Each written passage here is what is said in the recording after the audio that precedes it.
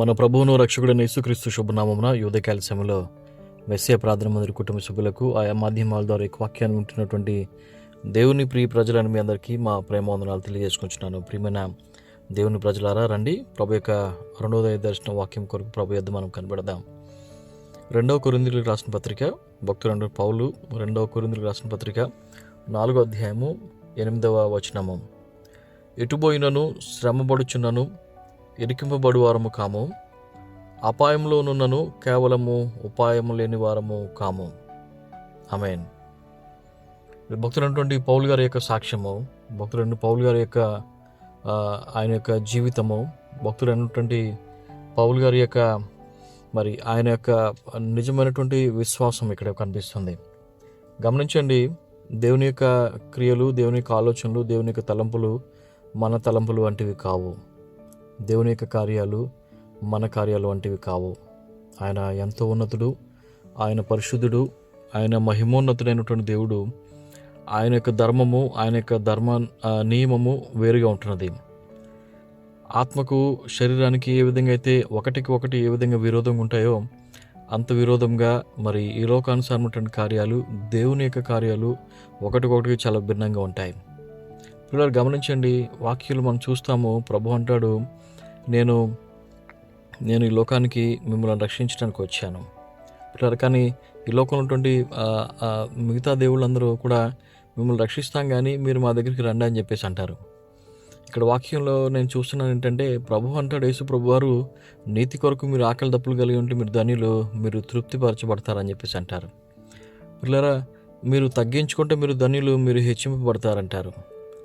మీరు నా నిమిత్తము హింసింపబడి, దూషింపబడి, పేళన చేయబడి, ఈ లోకంలో అన్నదములను, భూములను, స్వాస్థ్యములను విడిచిపెట్టి నా పరిచయలో మీరు ముందు ఉన్నట్లయితే మీరు ధన్యులు, మీకు రెట్టింపైనటువంటి ఘనత, స్వాస్థ్యాన్ని నేను పరలోకంలో మీకు దయచేస్తానని చెప్పేసి ప్రభు అంటారు. పిల్లలు గమనించండి, దేవుని యొక్క ధర్మము వేరు, మానవులమైనటువంటి మన ధర్మం వేరు.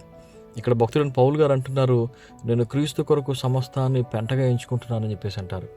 పిల్లరా, క్రీస్తు ప్రభువు కొరకు నేను సమస్తాన్ని, నా ప్రాణమును నేను నీళ్ల వలె దారబోస్తున్నానని చెప్పేసి భక్తులైనటువంటి పౌలు గారు అంటారు. ఇక్కడ ఆయన అంటున్నటువంటి సాక్ష్యం మనం చూస్తాము 2 కొరింథీయులలో. ఇదిగో, మేము ఎక్కడికి వెళ్ళినప్పుడు కూడా మాకు అపాయాలు ఉన్నాయి. ఎక్కడికి వెళ్ళినప్పుడు కూడా క్రీస్తు కొరకు మేము నిందను, శ్రమను, హింసను, దెబ్బలను అనుభవిస్తుంటున్నాం. అయినప్పుడు కూడా మేము బలహీనులము కాము. మేము బలవంతులము, మేము బుద్ధిహీనులము కాము, మేము జ్ఞానులము. మేము ఈ లోకానికి మేము ప్రభు యొక్క సువార్తను ప్రకటిస్తున్నాం కాబట్టి ప్రభువు మాకు ఇచ్చినటువంటి ఆధిక్యత ఏంటంటే, ఇదిగో మహామహిమలో మాకున్నటువంటి గొప్ప ఘనత ఏంటంటే, ప్రభు ఇచ్చేటువంటి జీవకిరీటం మాకుంది. ఆ నిత్య రాజ్యంలో ప్రభువుతో పాటు మాకు స్వాస్థ్యం ఉంది. కాబట్టి ఈ లోకంలోనిదే మాకు అక్కర్లేదని చెప్పేసి భక్తుడు గారు, పౌలు భక్తుడు గారు ఎంతగానో ఆయన శ్రమ పడుతూ, నిందింపబడుతూ, శ్రమలలో, శోధనలో సువార్తను ప్రకటించినటువంటి గొప్ప విశ్వాసయోధుడు భక్తుడు పౌలు గారు. పిల్లారా, గమనించండి, ఇక్కడ ఆయన చెప్తున్నారు ఏంటంటే, ఇదే అధ్యాయంలో చివరిలో మనం చూస్తాము. ఆయన అంటారు ఏంటంటే, ఎలాగగా దృశ్యమైనవి అనిత్యములు, అదృశ్యమైనవి నిత్యములు. మనకు కనిపించే వాటి కొరకు మాత్రమే మనం వెంపర్లాడుతుంటాం. మనం చూసే దాని కొరకే, లేకుంటే మనం ముట్టుకున్న దాని కొరకే, లేకుంటే మనం అనుభవించాలనుకున్న దాని కొరకే ఈ లోకరీతిగా మనం కింద వాటిని చూసి మనం వెంపర్లాడుతుంటాం. కానీ భక్తుడు అంటాడు, ఇదిగో కనిపించేవన్నీ కూడా అదృశ్యమైపోతాయి. అదృశ్యముగా ఉన్నవన్నీ కూడా అవి నిత్యం ఉంటాయి. కాబట్టి వాటి కొరకు మేము చూస్తుంటున్నాం. ఇదిగో పైన వాటిని మేము వెతుకుతున్నాం అని చెప్పేసి భక్తులైనటువంటి పౌలు గారు అంటున్నారు. ఇక్కడ గమనించండి, మేము దృశ్యమైన వాటిని చూడక అదృశ్యమైన వాటిని నిర్ధారించి చూచున్నాం గనుక క్షణమాత్రముండు మా చులకని శ్రమ మా కొరకు అంతకంతకు ఎక్కువ నిత్యమైన మహిమ భారమును కలుగు చేయించిందని చెప్పేసి భక్తులు అంటున్నారు. ఈ రోజున ప్రభు యొక్క సువార్తను ప్రకటిస్తున్నటువంటి ప్రతి ఒక్క బిడ్డకు, ప్రభు యొక్క నామంలో, యేసు నామంలో బాప్తిసం పొందినటువంటి, నీటి ద్వారా బాప్తిసం పొందినటువంటి ప్రతి కుమారునికి, కుమార్తెకి ప్రభు చెప్పేది ఏంటంటే, మీరు మీ రక్షణను మీరు కాపాడుకోవాలి. అంతేకాకుండా మీరు రక్షణ కాపాడుకోవడం కాకుండా మీరు నా నిమిత్తము సకల జనుల మధ్య మీరు సాక్షులుగా మీరు నిలబడాలి. ప్రభు గురించి మనం సాక్ష్యం ఇస్తున్నామా? సువార్తను మనం ప్రకటిస్తున్నామా? ప్రభు కొరకు మనము ఏమి త్యాగం చేస్తున్నామని చెప్పేసి ఉదయకాలసం మనం జ్ఞాపం చేసుకోవాలి. భక్తుడు సమస్తాన్ని కూడా, ఇదిగో అలనాడు ఆ భక్తులు తమ యొక్క ప్రాణాలు కూడా పణంగా పెట్టి, ప్రాణాలు కూడా లెక్క చేయకుండా వారు ప్రభు యొక్క సువార్తను ప్రకటించారు, ధైర్యంగా ప్రకటించారు. ఆ సువార్త ఇదిగో వారు ఆ విధంగా చేశారు కాబట్టి ఈరోజు మనకు వచ్చింది.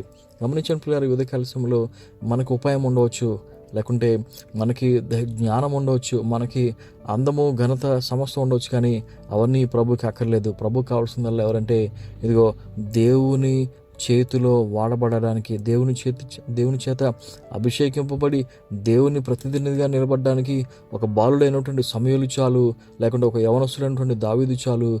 వారికి ఏమీ లేకున్నా కూడా ప్రభు వారికి తోడుకుంటున్నారు. వారి పక్షా నుండి ప్రభు అద్భుతాలు జరిగిస్తుంటున్నాడు. ఫరో రాజ్యానికి, ఫరో దేశానికి, ఫరోకు ఉన్నటువంటి ఆ ఘనత, అధికారులు, సైన్యాధిపతులు, సైన్యము, ఆ యొక్క సేన ఎంతో గొప్పది. కానీ మోషే గారికి చేతిలో కర్ర తప్ప వేరే ఏమీ లేదు. కానీ గమనించిన పిల్లరా, ఎవరు యుద్ధం గెలిచారంటే ఇదిగో మోషే గారు యుద్ధం గెలిచారు. గెలిపించే దేవుడు మా పక్షాన ఉన్నాడు. కాబట్టి ఈ ఉదయకాల సమయంలో ఆయన మన పక్షంగా ఉన్నాడు కాబట్టి ధైర్యంగా మన యొక్క ప్రభు పనులు మనం ముందుకు వెళ్ళాలి. స్వార్థ చేస్తున్నారా, పరిచయం చేస్తున్నారా, నమ్మకంగా యథార్థంగా మీరు చేయండి. ప్రభు తప్పక మీ జీవితాల కార్యం చేస్తుంటున్నాడు. దేవుడి మాటల ద్వారా మనల్ని దీవించును గాక. God bless you. Amen, amen. పరిశుద్ధుడా, ప్రేమ గల తండ్రి, వందనాలైనా ఈ మాటలు విన్న ప్రతి బిడ్డ మీరు దీవించండి, బలపరచండి, ఆశీర్వదించండి. నీ సాక్షులుగా మేము నిత్యము నిలబడి నీ కొరకు పనిచేయడానికి సహాయం చేయండి. మా శ్రమల్లో, మా శోధనలో, మాకు ఉన్నటువంటి ప్రతి కష్టంలో నీ కృపకు మమ్మల్ని అప్పగించుకుంటాం. మీరే మహిమ పొందండి. యేసునామములో ఈ ప్రార్థన అడుగుచున్నాను పరమ తండ్రి. Amen, amen. ప్రభు మిమ్మల్ని మెండుగా దీవించును గాక. May God bless you.